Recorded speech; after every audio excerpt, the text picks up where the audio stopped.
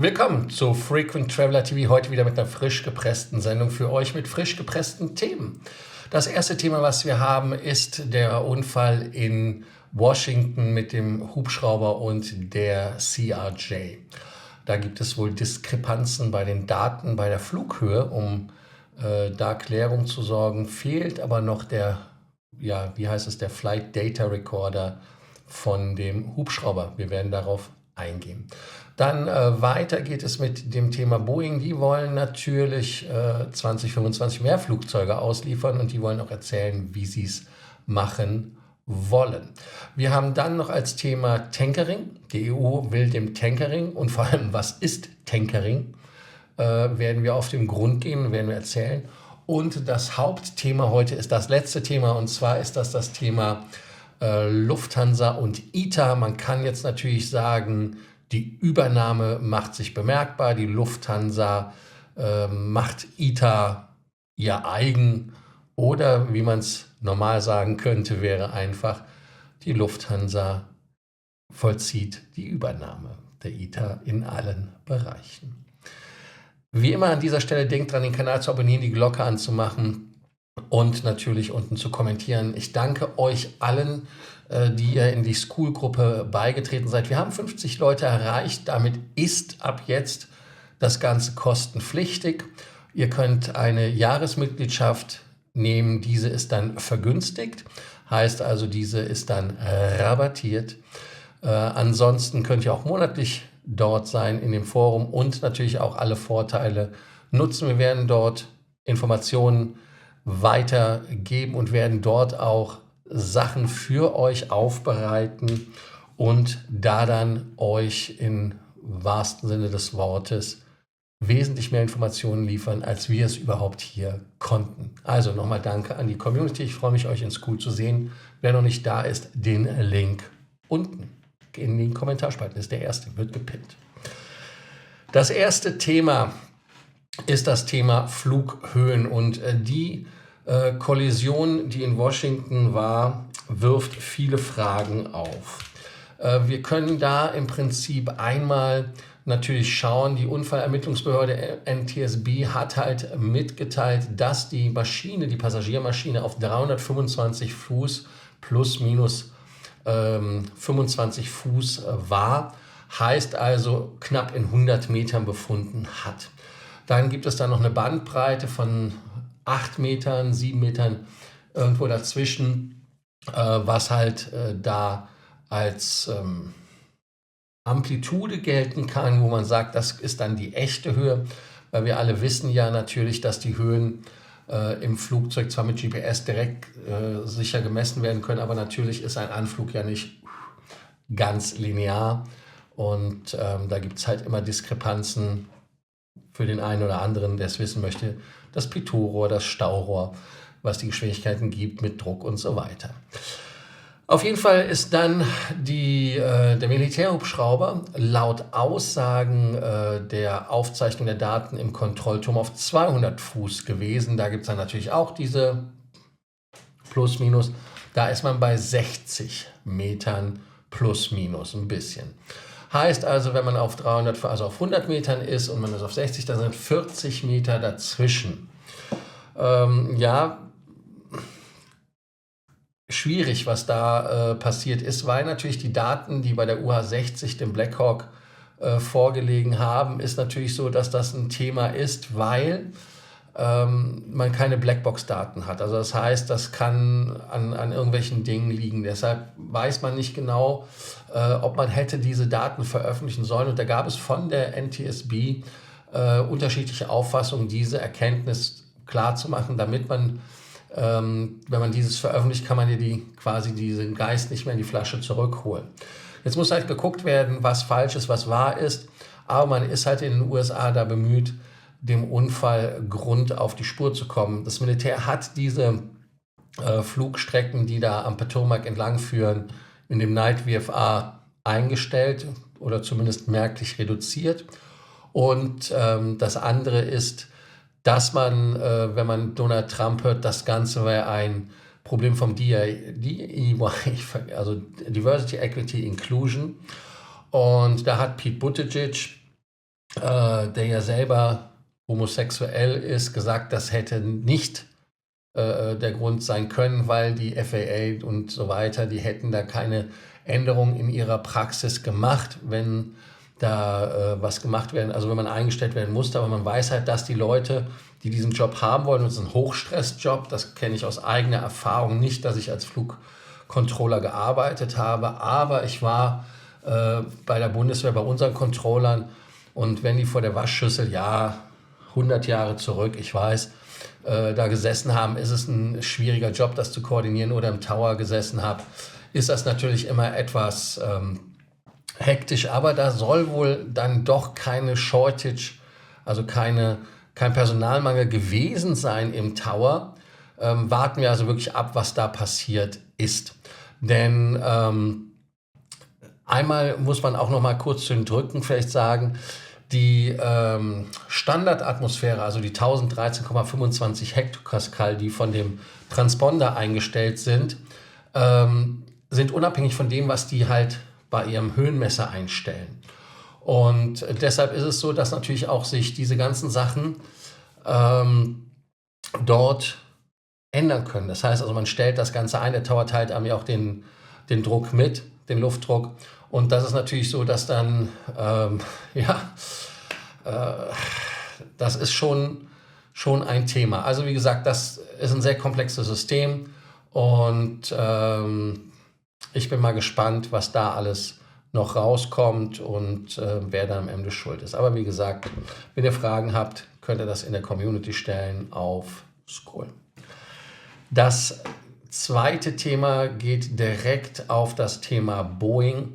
Und Boeing hat ja letztes Jahr ein Scheißjahr gehabt. Das muss man so sagen, das kann man so sagen, das ist auch so. Und da ist es so, dass Boeing ja gerade bei der 737 MAX und bei der 787 in Scheiße gegriffen hat. Und das hat jetzt nichts damit zu tun, dass die Lufthansa ja anscheinend in Charleston, also dem Zweitwerk davon, da Flugzeuge stehen hat. Die wegen der Allegris, die haben ja einen Test, die müssen 16G, weil es Einzelsitze sind, belastbar sein, müssen dann diesen Test nachweisen, aber dieser Test hat anscheinend nicht stattgefunden oder hat nicht geklappt. Also eins von beiden. Aber Boeing möchte halt jetzt wirklich mehr Flugzeuge in 2025 von den beiden Butter- und Brotfliegern aus liefern. Und die Aufsichtsregeln sollen aus Sicht von Boeing dort gelockert werden. Und damit ist es so, dass man natürlich die Monatsrate bei den 737 MAX, die ja auf 38 limitiert ist, seit dem Alaska Airlines Vorfall, dass man diese Zahl erhöhen kann. Heißt also, man kann da diese Deckelung eventuell wegbekommen. Und dann soll gegen Jahresende vielleicht 42 geschafft werden. Also das ist jetzt nicht so eine Erhöhung von 38, aber es ist trotzdem fast 10%. Oder sogar über 10%. Und da ist es so, dass man dann natürlich auch darauf hofft, dass die Eingliederung von Spirit Aerospace, das sind diese, die die Hüllen herstellen und mit den Nieten öfters Probleme hatten. Nein, ich mache es jetzt nicht, den Witz. Auf jeden Fall, dass die sich bemerkbar macht bei Boeing. Und 2025 ist vielleicht ein bisschen besser als 2023, so hofft man. Und damit ist es so, dass man dort in 2023 nur mal zum Vergleich 396 737 MAX ausgeliefert hat und nur 265 in 2024, also doch schon relativ viele Flugzeuge. Und interessant ist auch, dass man das Boeing 2025 den Abstand auf 2024 gegenüber Airbus verringern konnte. Man hat also quasi in 2024 nur 51 Flugzeuge vom Typ 787 ausgeliefert. Die 4 Maschinen, die dort sind in Charleston. Charleston hat 5 Flugzeuge pro Monat, die sie bauen. Man möchte diese im Jahresverlauf auf 7 erhöhen, also 7 787er pro Monat. Und damit möchte man bis zu 80 Auslieferungen dieses Jahr machen, also von 51 auf 80 kommen. Die Lufthansa hofft natürlich auch, ach ja, das war das Problem, es ist ja der Stempel, ne? Aber ich hatte euch ja erklärt, warum der Lufthansa-Flieger noch nicht kommt. Auch muss man ehrlicherweise sagen, dass man ja in 2024 einen Produktionsstopp hatte. Man hatte da ja Streik im Hause. Also da waren auch andere Faktoren, die man jetzt irgendwie unter den Tisch hat fallen lassen. Und wenn man böse ist, dann ist ja alleine Lufthansa für 25% der Steigerung bei der Auslieferung verantwortlich, wenn die Maschinen rauskommen. Und ob das eine wirkliche Verbesserung ist, weiß ich auch nicht. Denn ehrlicherweise ist das ja eher in dem Fall so eine Art Nachholeffekt. Das ist ja das, was wir auch bei den Reisen hatten, als wir während Covid nicht reisen durften oder viele nicht reisen durften, so wie sie wollten, Urlaub und so weiter, gab es ja auch eine erhöhte Nachfrage. Interessanterweise hat die IATA noch nie so eine hohe Auslastung bei Flügen gehabt wie in 2024, da war man über 80% im Durchschnitt weltweit.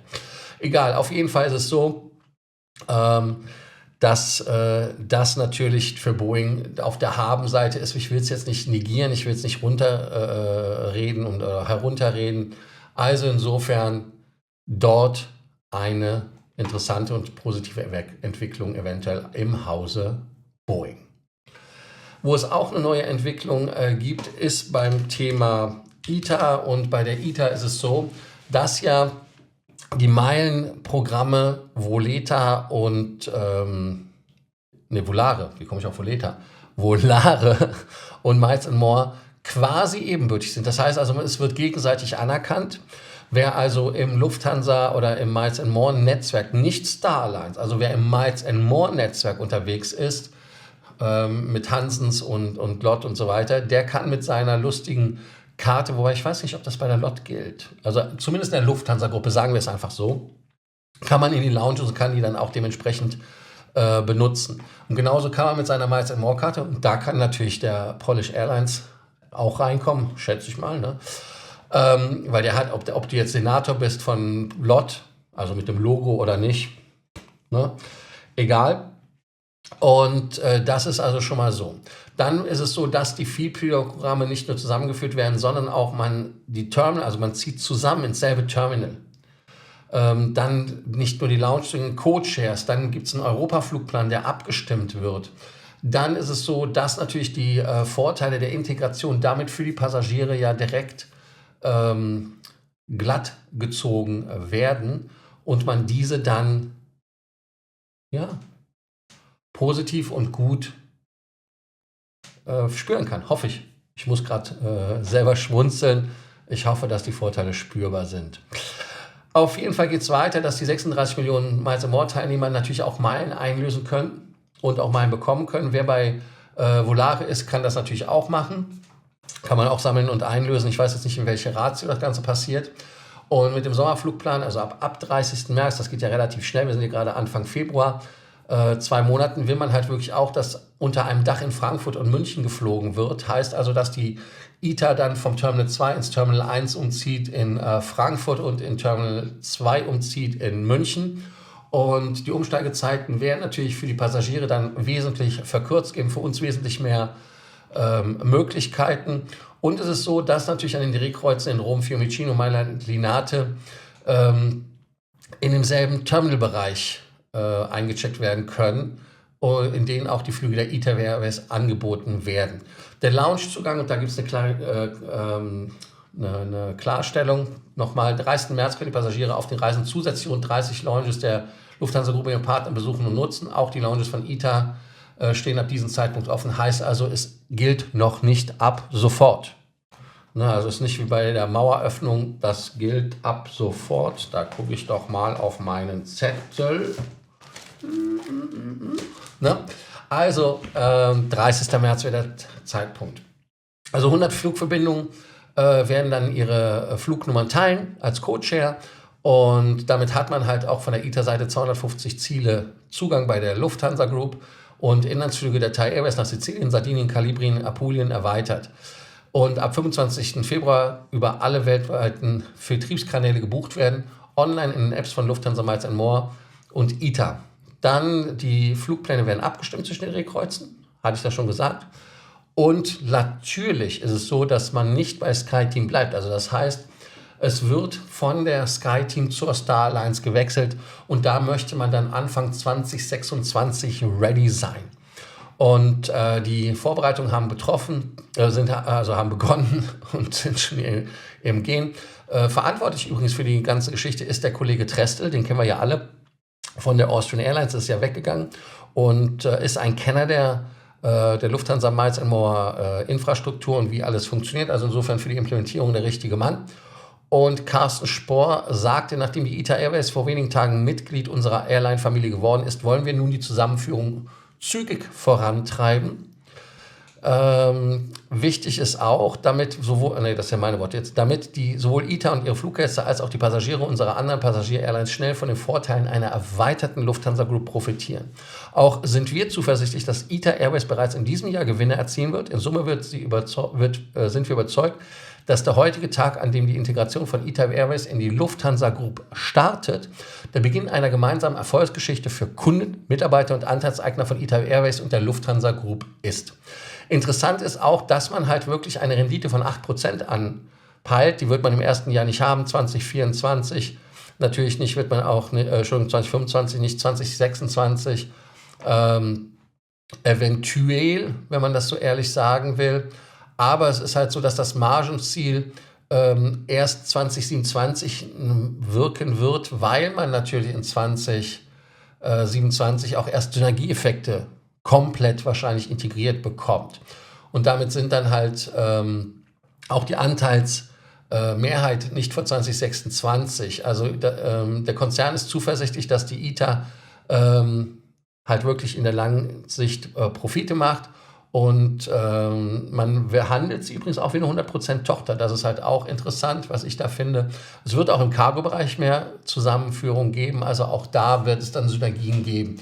8% ist in der Airline-Business übrigens nur so für euch alle Armchair-CEOs, so wie ich einer bin und ich bin nicht besser als ihr logischerweise, ist es so, dass wir dort ganz klar 8% schon einen hohen Wert haben und die Fluggesellschaften sind mit 3 oder 4% unterwegs. Also insofern sportliche Ziele. Und das zeigt auch, dass dieser Preis, den wir im Moment bezahlen für Flugtickets, nicht billiger wird durch die ITA. Eher teurer, weil Lufthansa sagt natürlich, die Preise werden teurer und werden sich erhöhen. Also ist es hier in dem Bereich für Lufthansa vielleicht jetzt etwas einfacher, noch mehr zu monopolisieren auf Strecken zwischen Deutschland und Italien. Also für den einen oder anderen natürlich teure Tickets, teure Verbindungen.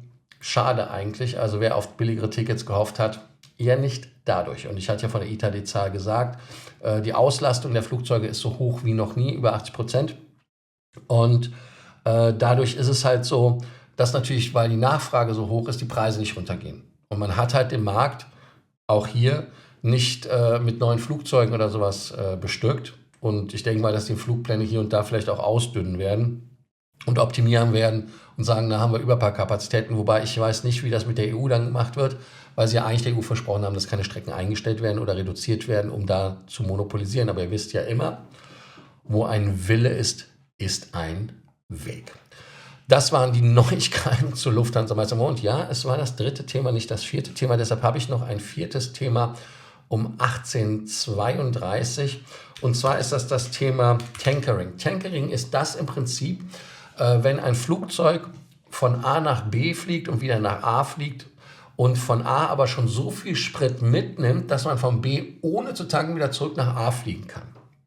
Heißt also, dass man da sich einen Vorteil verschafft, weil der Sprit billiger ist. Man macht das aber auch, wenn zum Beispiel auf Flügen da nach Israel, die es gab, als da noch Krieg war, dass man zum Beispiel maximalen Sprit hatte an Bord, um da dann auch gewappnet zu sein, wenn man kreisen muss, wenn man Umwege fliegen muss und. Wird auf Flügen nach Asien relativ viel Sprit mitgenommen, mehr als man braucht. Und das ist etwas, was mit Sicherheit zu tun hat. Aber dadurch, dass die EU ja SAF, also Sustainable Aviation Fuel, einführen will, ist es ja für Fluggesellschaften leichtes und gerade so ein 380er von Emirates, der kann ja rein formal von Dubai nach Frankfurt fliegen und zurück. Der könnte also das billigere Öl kaufen in Dubai, weil die kein SAF haben. Oder aber auch Istanbul, der Türke oder wer auch immer, der halt außerhalb der EU diesen SAF-freien Sprit kauft, kann natürlich die Buden voll machen bis unter die Haubitze und kann bis unter die Hutkrempe, das ist ein besserer Vergleich, also unter die Hutkrempe und kann dann hin und zurück fliegen, braucht den teuren Sprit nicht zu kaufen, kann sich dadurch einen Vorteil holen. Was auf den ersten Blick natürlich aussieht wie clevere Geschäftsstrategie, hat auch Nachteile. Nachteile sind zum Beispiel, dass Flugzeuge dann, wenn sie zum Beispiel eine Notlandung machen mussten, und das war zum Beispiel bei einer Delta-Maschine jetzt gerade dieses Wochenende der Fall, die ist ausgestiegen, die wollten nach Amsterdam, glaube ich, fliegen, weiß gar nicht mehr, keine Ahnung, aus den USA nach Amsterdam, und die hatten dann ein Problem mit den Flaps, mit den Landeklappen, sind dann auf eine Landebahn runtergegangen, und dadurch, weil es eine Heavy-Landung war, sind die Bremsen überproportional natürlich benutzt worden und die haben orange geglüht. Und deshalb vermeidet man auch Heavy-Landungen, weil die auch teilweise Schecks nach sich ziehen können, je nachdem welches Flugzeugmodell und wie viel das alles war. Deshalb ist das zum Beispiel ein Thema. Ist natürlich auch beim Unfall. Wir hatten ja leider die letzte Woche 2 Unfälle. Einmal der Ambulanzjet, der ja auch mit Sauerstoffflaschen war, die explodiert sind höchstwahrscheinlich, aber auch da weiß man nichts Genaues. Und dem anderen ist das natürlich auch ein Risiko. Aber viele Fluggesellschaften machen halt Dinge, wenn sie Geld sparen können. Sie fliegen halt zum Beispiel auch Strecken über Länder, die zwar länger sind, aber billiger sind und damit die Spritkosten aufgebraucht werden. Und damit dieses nicht geschieht, ist es so, dass die EU sagt, sie wollen es einfach verbieten. Und wie immer, wenn die EU etwas verbietet, habe ich gerade das Bild verschubbert. Ich hoffe nicht. Habe ich da was gemacht? Ja, habe ich. Geht. Neue Funktion entdeckt. Also auf jeden Fall ist es so, wenn die da etwas verbieten, dann ist das so, dass man ja jetzt, seitdem ja dem 1. Januar ist es ja verpflichtend, dass man SAF tankt zu einem Anteil von 2%. Bis 2050 soll es ja sogar auf 70% gehen, dann wird das pinke. Und da ist es so, dass man natürlich dann Berichtspflichten einführen möchte. Ist zwar auf den ersten Blick geil, dass man sagt, hey Emirates, türkisch, also alle, die regelmäßig außerhalb der EU in die EU fliegen, dass die dieses dann nicht machen und dass man das dann als Strafe nimmt. Und die Strafe soll übrigens sein, das Doppelte von dem, was sie gezahlt hätten, wenn sie diesen SAF-Sprit getankt hätten als Strafe, also teurer. Und es ist so, dass man bis zum 31. März dieses Jahres und erstmal in 2025 detaillierte Informationen zu dem vertankten Sprit geben müssen. So, das heißt also, du musst jetzt jemanden hinsetzen, der entweder eine Auswertung fährt, ich weiß nicht, ob das automatisiert geht, und dann halt die Bußgelder berechnen kann. Aber das wird ja wie immer bei der EU dann so ein Bürokratiemonster und ist natürlich auch relativ problematisch. Also ich finde das persönlich immer dieses Berichten und Reporten, das ist ja gut und schön. Und ich hatte jetzt letztens auch gehört, ein Berufstätiger in Deutschland verbringt 40% seiner Arbeitszeit, also ein Arbeitgeber, glaube ich in dem Fall, mit Reporting. Deshalb empfehle ich ihm eine US-LLC, das nur am Rande. Kleine Eigenwerbung, kann ich euch helfen bei. Auf jeden Fall ist es so, und ihr könnt mehr Punkte, Meilen und so weiter und Status bekommen mit amerikanischen Kreditkarten. Und Community, Vielflieger, Stammtisch und Kreditkartentalk. US.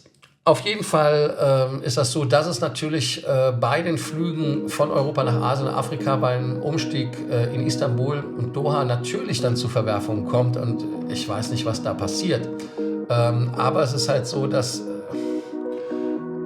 ich finde, Berichtspflicht ist schwierig und wie das geht, weil natürlich ist es so, also ihr könnt euch mal die EU-Verordnung selber durchlesen, das ist die EU-Verordnung 2023-2405.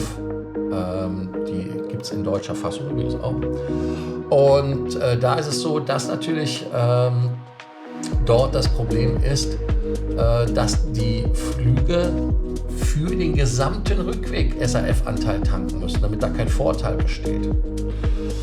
Ich kann euch ehrlicherweise nicht sagen, was da der richtige Weg ist und die richtige Antwort ist.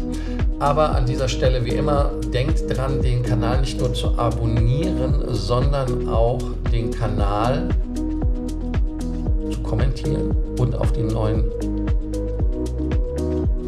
Stammtisch zu kommen, auf die neue School. Und ganz wichtig, Frage des Tages. Ich habe sie vergessen zu sagen. Und zwar die Frage des Tages ist, seid ihr schon mit der ITA geflogen? Wie war eure Erfahrung in Bezug auf Vorteile? Und man muss das Eure noch einmal richtig schreiben. Wenn ihr Rechtschreiberfehler findet, könnt ihr sie natürlich gerne melden, dann ändere ich das ansonsten. Also so wie ich, glaube ich, am Sonntag bei Miles & More habe ich, glaube ich, noch Oktober drin geschrieben. Ich habe eine alte Folge, einfach das Ding kopiert, vergessen, Stress gehabt. Ihr wisst, wie es ist. Aber danke für die Leute, die mir das gesagt haben.